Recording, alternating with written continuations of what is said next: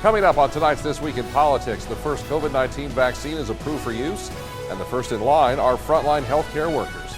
This is video of doctors and nurses at Avera receiving their vaccinations. In Washington, the discussion continues on another COVID-19 economic relief package as the clock counts down towards Christmas and the end of this life-altering year. We need to pass another COVID bill here in Congress to provide additional funding for vaccines and deliver other urgently needed relief to our fellow Americans.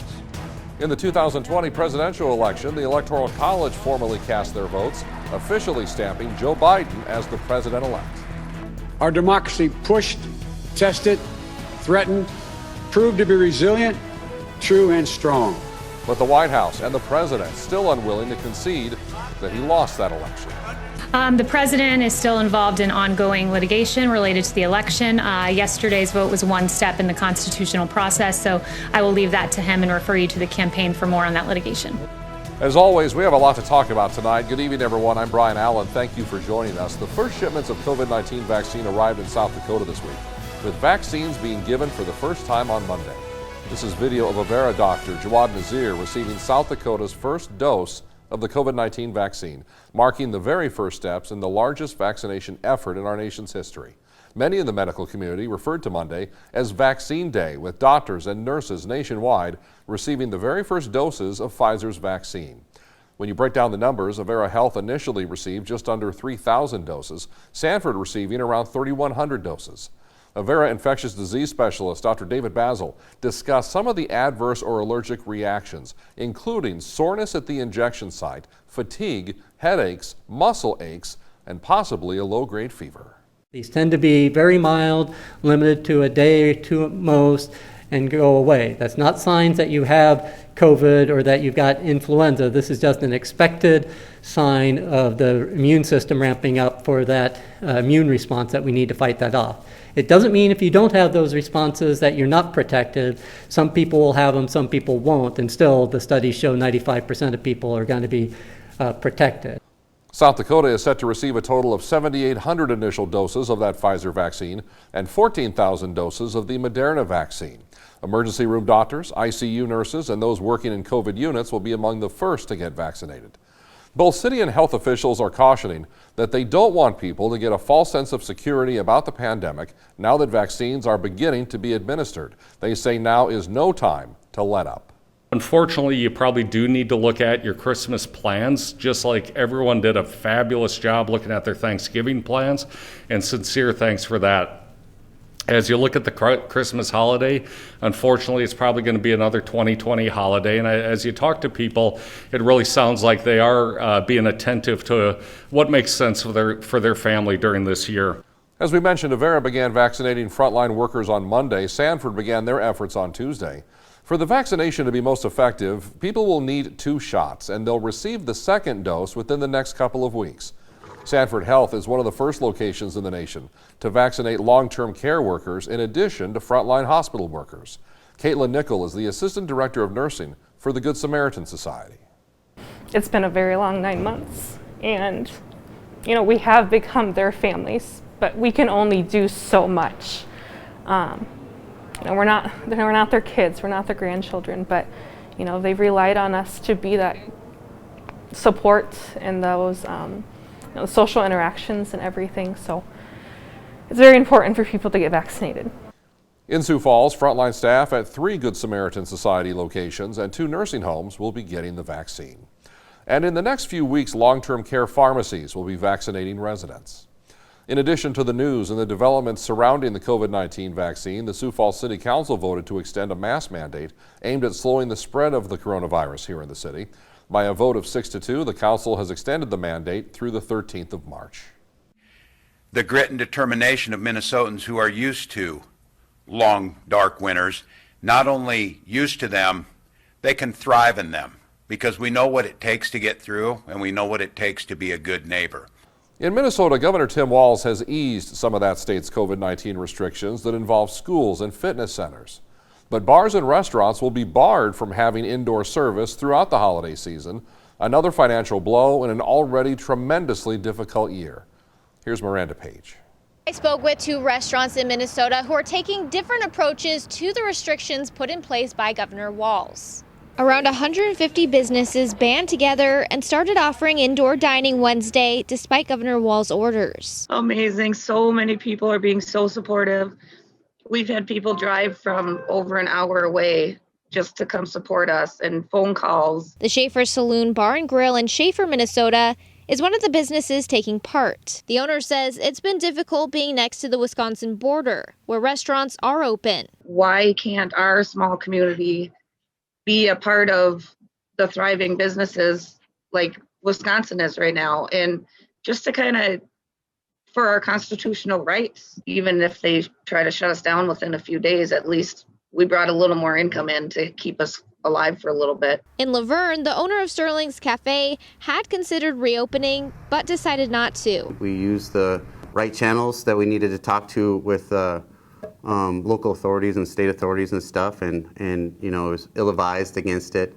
He also did a Facebook Live to see how the community felt, and not everyone was comfortable with the idea. We want to do what's best for the community. I mean, that's how, hands down, our number one priority and stuff, and make sure that our community is safe. Although Governor Walz did ease restrictions, owner Brian Sterling doesn't see it helping his business. What's kind of a slap in the face when he talks about patios being able to open outside. I mean, that's ridiculous. It's sub-zero degree weather out there right now. For now, Sterling's Cafe will continue to offer takeout and lean on their community for support during this tough time. Bars, breweries, and restaurants are required to remain closed to indoor service through January 11th. In Laverne, Miranda Page, Dakota News Now. When This Week in Politics continues tonight here on KSFY, Republican congressional leaders in Washington formally recognized Joe Biden as the next president of the United States. South Dakota Attorney General Jason Ravnsborg breaking his silence on his September accident which claimed the life of a Highmore man. And later, some homeowners on the west side of Sioux Falls are upset about a proposed apartment complex, and they're hoping the city council will help them out.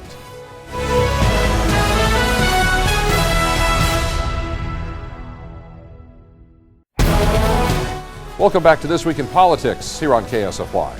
This week, South Dakota Attorney General Jason Ravnsborg spoke publicly for the first time since being involved in a deadly crash in September. Ravnsborg, you'll recall, was traveling on Highway 14 near Highmore when he struck and killed 55-year-old Joseph Beaver. He said at the time he thought he had hit a deer and didn't find the body until he went to get his car the next day. In his first public comments since the accident to Dakota News Now, Ravnsborg defended his integrity in a case that has drawn criticism from the victim's family. I guess I would take great dispute that we were lying. I guess I would say some things have come out that I do not believe are accurate also. So we'll just let the investigation run and we'll make a full statement when that has been completed. The crash report of this investigation was released in November. It said Ravnsborg was distracted prior to the fatal crash, though what he was distracted by is still unclear. The North Dakota Bureau of Investigations continues to lead the case. At locations across the nation this week, the Electoral College met to finalize the 2020 presidential election. South Dakota's 3 electors cast their votes for President Trump and Vice President Pence. They won South Dakota on election night. Those votes, along with those of every other state, are now in the hands of Congress. To the President of the Senate, which is Vice President Mike Pence. And then on January 6th, I believe is when the Congress meets and they'll officially tabulate and certify the ballots. President Trump still refusing to concede. In a series of tweets, he says he is not giving up. He continues to maintain the election was rigged, though no credible evidence has been presented. One of his few remaining options to change the election at this point would be to try and get Congress to overturn the results. But many Republicans are speaking out against that idea. Here's South Dakota Senator John Thune. At some point you have to face the music, and I think that once the Electoral College settles the issue today, that it's time for everybody to move on. And this from the Republican leader of the United States Senate, Mitch McConnell, on the floor of the Senate. The Electoral College has spoken. So today I want to congratulate President-elect Joe Biden. The President-elect is no stranger to the Senate. He's devoted himself to public service for many years. I also want to congratulate the Vice President-elect, our colleague from California, Senator Harris. Biden and Harris will be sworn into office 31 days from now on January 20th in Washington. South Dakota is joining a multi-state lawsuit against Google over alleged anti-competitive conduct in the online advertising industry. Attorney General Jason Ravnsborg announcing that South Dakota is suing the tech giant along with 9 other states. The lawsuit argues Google is using, quote, monopolistic power to control the pricing on online advertisements and fixing the market to eliminate competition. Google, for its part, calls the lawsuit meritless, saying the price of online advertising has actually fallen over the past decade. Coming up next on This Week in Politics, homeowners on the west side of Sioux Falls say they like their area just the way it is, and that plans for an apartment complex in the area would ruin their quality of life. They're now hoping the city council will step in and help.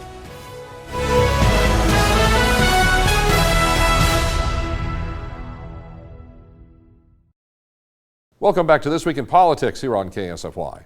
One of the big issues facing the Sioux Falls City Council right now involves the proposed rezoning of a western Sioux Falls neighborhood to allow for the construction of an apartment complex. The council has already approved the first reading of the needed rezoning change for the area in question, which is 22nd and Mary Beth. But this neighborhood contains mostly single-family homes, and the people who live in those homes are hoping the City Council hears their concerns and stops this project. Here's Jacob Sersasimo.